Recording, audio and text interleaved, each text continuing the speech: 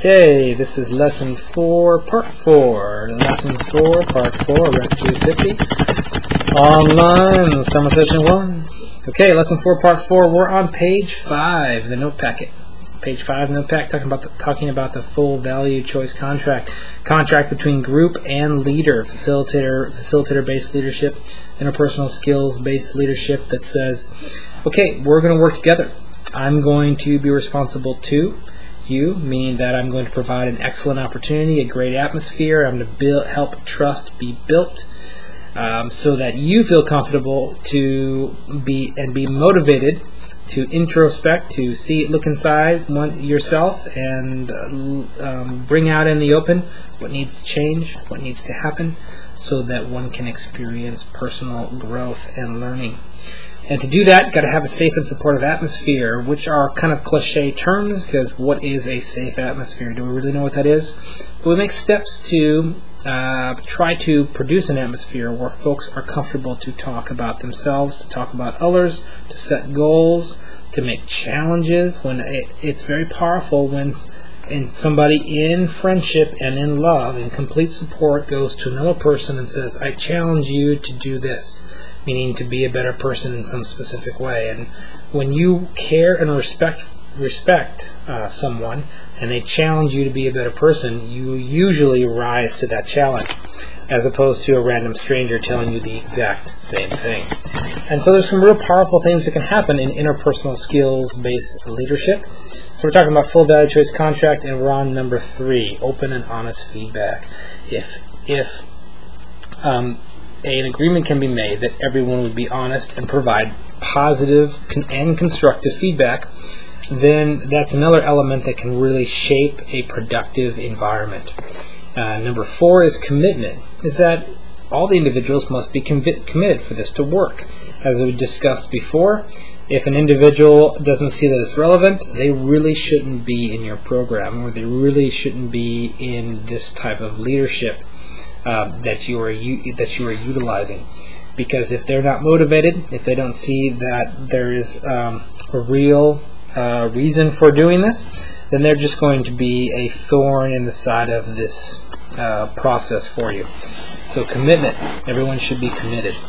And that didn't sound right. Everyone should be motivated and ready to change and to grow and to develop as a team under your guidance and your leadership. Number 5 is goals. Goals. What kind of goals does the group have? What kind of goals do the individuals have? And they have to be willing to set them. And in setting goals, it's important that some guidelines are followed in setting goals so that you have the right kind of goal. And what's interesting is that most people, it's a really good example with New Year's resolutions, when somebody will set a New Year's resolution to lose weight.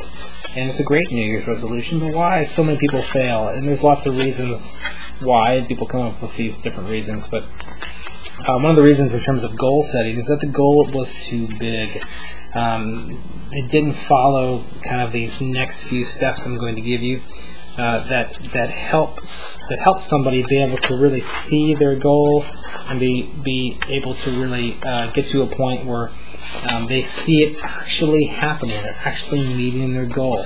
Most people set goals and they're so big and so vast, so far away that they never see the effects of their goal. And when you don't see progress, when you don't see that you're getting better, then you will tend to fade away in that particular area. You've got to see that something is happening, that you are getting better, and that you're getting closer to having your goal completed or finalized or met, so to speak.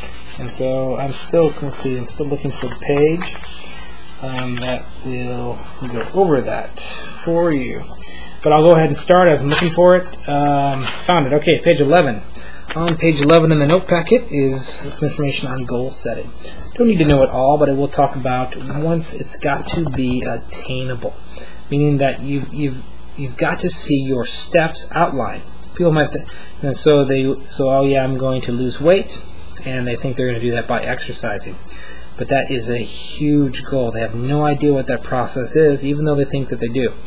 an attainable step, a very attainable step would be to make a phone call on the following Wednesday to a dietitian, for example, okay, or to somebody specific that can help them with this particular goal. So a phone call, making a phone call, so you wake up in the morning, the thought of making a phone call versus the thought of, oh, I got to lose weight today, are two completely different goals on one's mind. Even though they have the same result, making the phone call, chances are that's going to happen. Versus, oh, I got to get up and lose weight today. That's too overwhelming. I'm too tired. I'm going to do that tomorrow.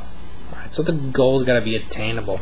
On here on your goal setting page, on page 11, is goal setting's got to be conceivable, believable, controllable, measurable, as I talked about earlier, desirable. All right, so these are important aspects of goal setting, and that the groups, when they're setting up their full value choice contract, should have a clear understanding of what attainable goals are, and that the attainable goals should be set, things that are specific.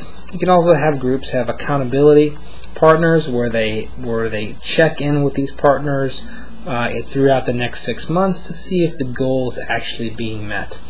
Because goals are very useful and they're very powerful and they do work, but they usually don't work for the majority of people because they set goals that are too big, too vast, with no action plan on how to get there. Once you see the goals working, once you see the evidence that, hey, I'm meeting my goal, you'll meet it even faster and with even greater results. Okay. So that's something else there to go over. And what we're looking at now after the full value choice contract is what I want to talk about classifications of groups. And so we're going to change gears now.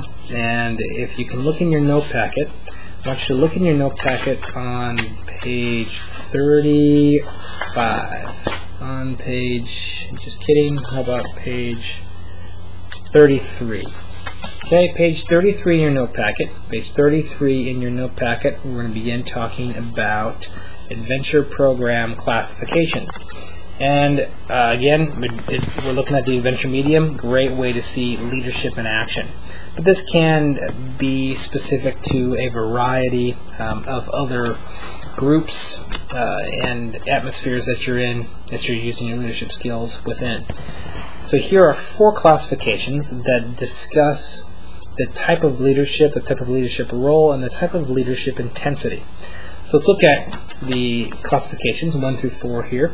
It's recreational, educational, enrichment, and therapeutic.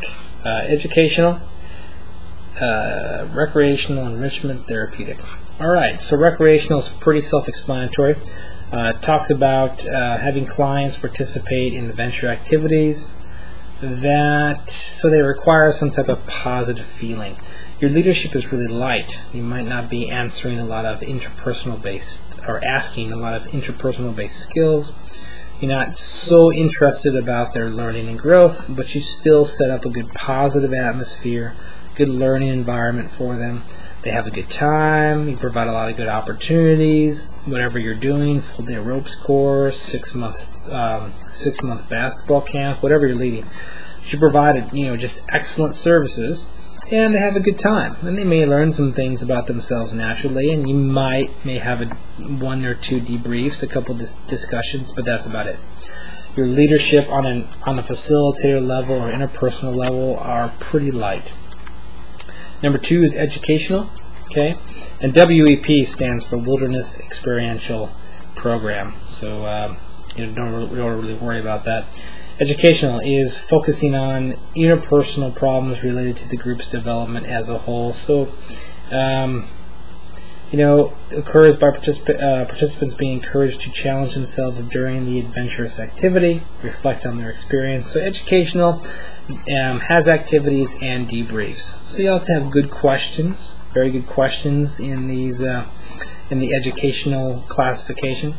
And you hopefully will have a very good atmosphere and a very good learning environment.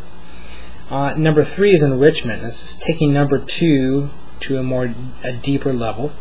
where you're asking questions that do require some more significant introspection. Okay, so you may even need some psychology skills, some counseling skills, and some of you may facilitate at this level. For example, I facilitate at this level about 5 to 10% of the time, and I spend about 90% of the time in educational, because I'm always debriefing and always making sure the groups get the most out of their experience. I rarely do just recreational trips. There is a debrief. Lastly, the fourth is therapeutic, and therapeutic is for counselors, for those with advanced degrees in that department, or adventure therapists, wilderness therapists, and this is the deepest degree of facilitation, where one is in a very strong counseling role. Okay. Now what I'm going to do is we're going to look at the adventure program facilitation models, and looks like we'll do that when I get back.